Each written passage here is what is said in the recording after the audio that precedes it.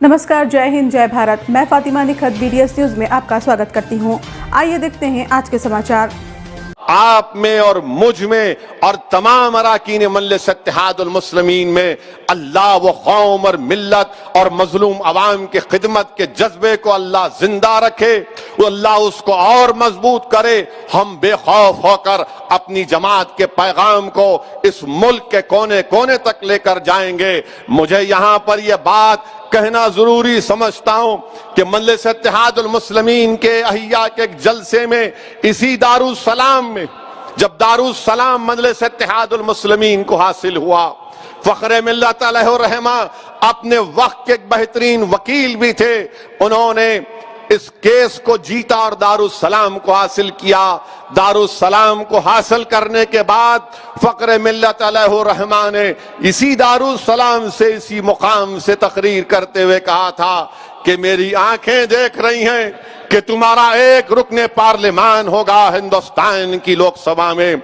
मेरी आंखें देख रही हैं कि तुम्हारे तालीमी इदारे कायम होंगे। मेरी आंखें देख रही हैं कि तुम्हारी आवाज भारत के मजलूम अवाम की दिल की आवाज बन जाएगी। अल्लाह सलामत रखे उस मुजाहिद को जिसकी दूरअंदेशी और जिसके कल्ब ने, जिस पर अल्लाह ने बहुत बड़ा करम किया था, उन तमाम चीजों को देखा और उन्होंने मेहनत की, जुस्तजू की, कुर्बानियां दी। मसाइब और मुश्किलात को उन तमाम साथियों ने उसका इस्तकबाल भी किया, उसको कबूल भी किया, सबर भी किया, मगर अपने जज्बे को, अपने हौसलों को पस्त होने नहीं दिया।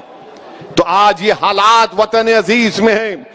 आप जानते हैं कि भारत में हर मजलूम अवाम अपनी आवाज को उठाना चाहता है।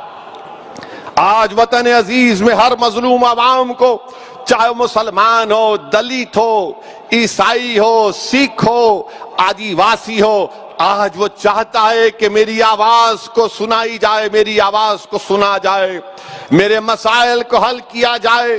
वो मेजॉरिटेरियन फॉर्म ऑफ डेमोक्रेसी से घुटन महसूस कर रहा है, क्योंकि हमारे मुल्क की डेमोक्रेसी पार्लिमानी निजाम, पार्टिसिपेटिव फॉर्म ऑफ डेमोक्रेसी है, जिसको उर्दू में कहते हैं कि शिराकतदारी की जमहूरियत। आज हमको शिराकतदारी की जमहूरियत को मजबूत करना है, शिराकतदारी की जमहूरियत को बहाल करना है। शिराकतदारी की जमहूरियत ही इस भारत के गरीब आवाम को हर एक को मौका मिलेगा।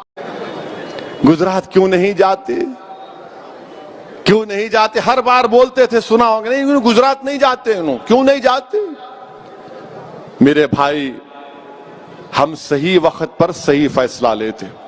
ये सालारे मिल्लत ने हमको सिखाया, हमारे मरहूम कायद ने, कि सियासत कुछ नहीं है, सही वक्त पर सही फैसला लेना है।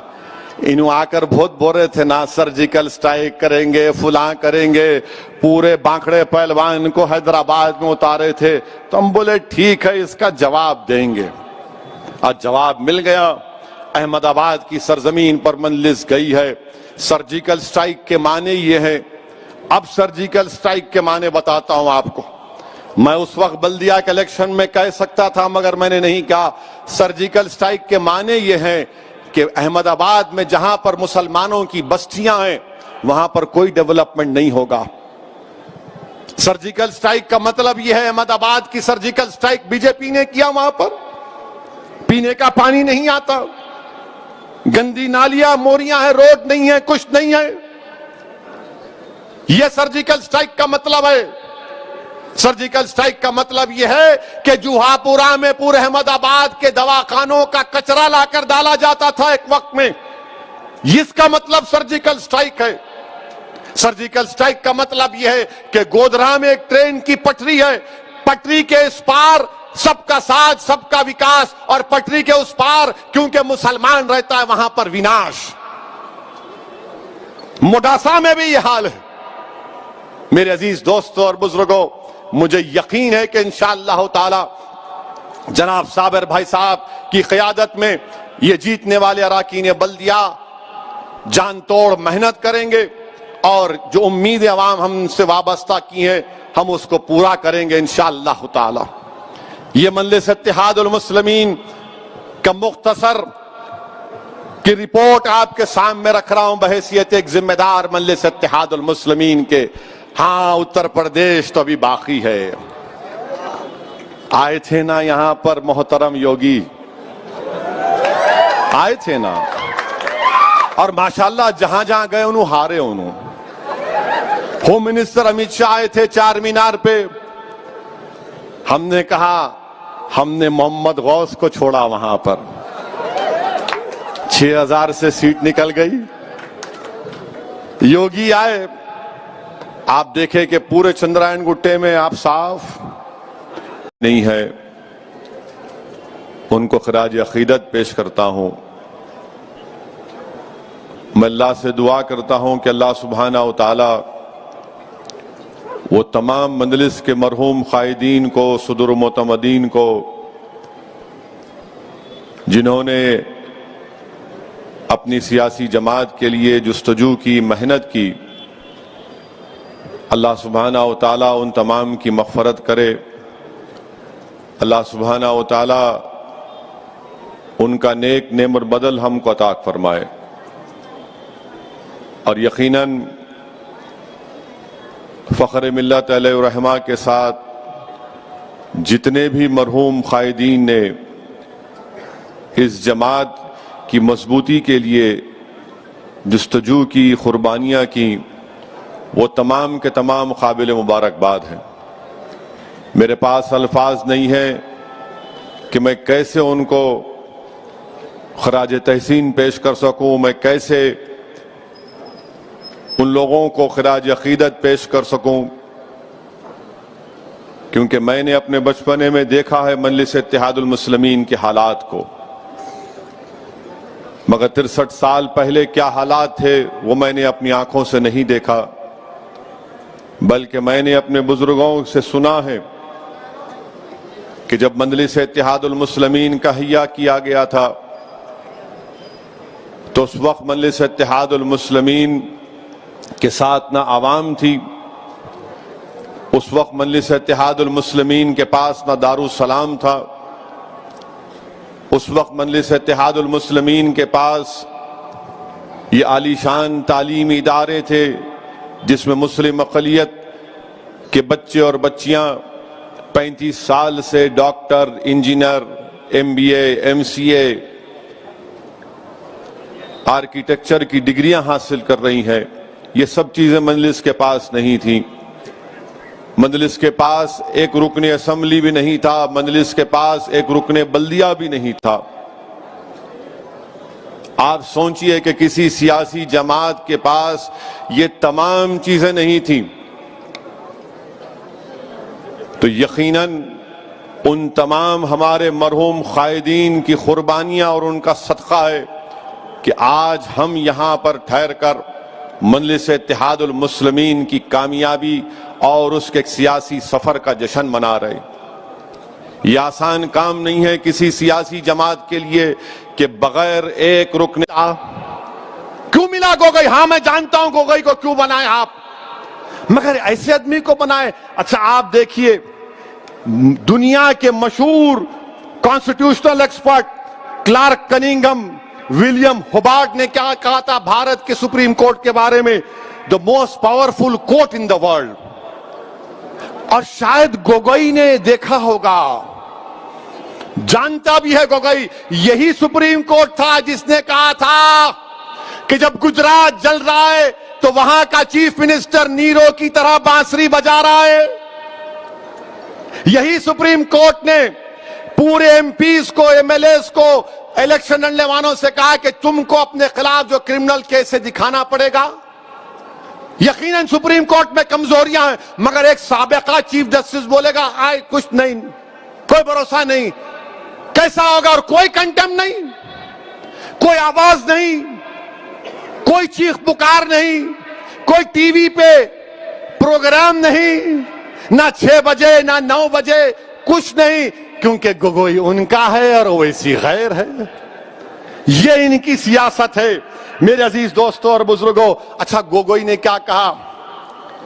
کہتا ہے کہ ہم کو $5 ٹریلین کی اکانومی چاہیے. मगर हमारे पास we want a 5 trillion economy but we have a ramshackle judiciary.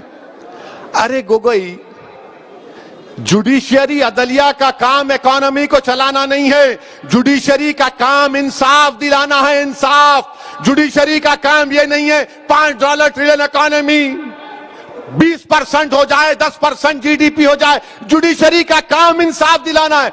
ये ऐसे आदमी को हमारे भारत के वजीर आजम ने इसको एमपी बनाया है।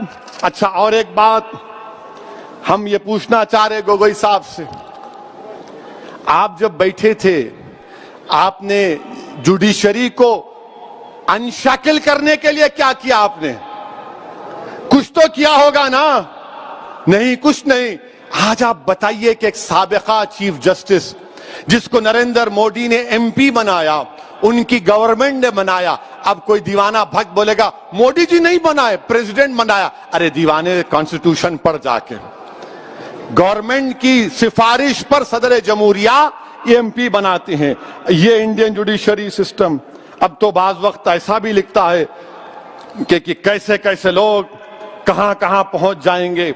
मेरे अजीज दोस्तों और बुजुर्गों, मैं यहां पर अपनी बात को खत्म करने से पहले एक बात के लिए हजरत फख्र मिल्लत ने जो मुकदमा लड़ा वो दुनिया तारीख में सुनहरी अल्फाज से लिखा जाएगा। फिर ये दारुसलाम जो खंडेर की हालत में था, इसको तरक्की दी गई आहिस्ता आहिस्ता। ये दारुसलाम सीधे जानिब नूर महल की बिल्डिंग, जहां फख्र मिल्लत ने दारुसलाम प्राइमरी स्कूल का संगे बुनियाद रखा और तालीमी शोबे में मंजिल से अपनी खिदमत का आगाज किया। बढ़ते गया कारवां 1958 से 1975 तक फख्र मिल्लत की क़ियादत में मुसलमानों के अंदर शौर बेदार हुआ और मुसलमानों में इत्तेहाद हुआ, और जब तभी इलेक्शन आते उसमें मजलिस इत्तेहादुल मुस्लिमीन को कामयाबी नसीब होती।